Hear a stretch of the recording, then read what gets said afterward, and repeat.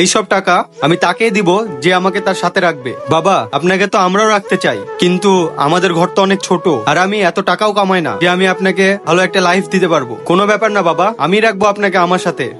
আমিও তো আপনাকে আমার সাথে রাখতে চাই। এখন আপনিই বলেন আপনি কার সাথে থাকবেন। আমি তো দূরসনের সাথে থাকতে চাই। ঠিক আছে ভাই, বাবার ঠিক মতো খেয়াল রাখিস। এখন তুই বলবি নাকি আমাকে? তোর তো সকালের খাওয়ার ঠিক নাই, আর জ্ঞান দিতে চলে এসেছিস। তো হয়ে গেছে ডিসিশন নেওয়া, এখন তোমরা যেতে পারো।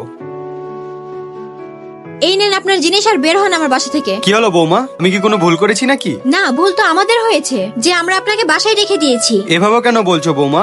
যে টাকা আপনি দিয়েছিলেন ওই হিসেবে আমি আপনাকে আমার বাসায় রেখে দিয়েছি। এখন আপনি চলে যান। এমনই করবা? তাহলে তুমি আমাকে প্রথমেই বলে দিতা। বেটা, বৌমা এসব কি বলছে? ওই ঠিকই বলছে বাবা, এখন থেকে আপনাকে আমাদের সাথে রাখতে পারবো না। বাবা, আপনার আরো দুটা ছেলে আছে, আপনি ওদের কাছে থাকতে পারেন। এখন তো আমার কাছে কোনো টাকাও না দেওয়ার মতো। এতে আমি কি করব বাবা? আমাকে কিছু টাকা দিয়ে দে, আমি চলে যাই। সরি বাবা, এখন আমার কাছে 1 টাকাও নেই।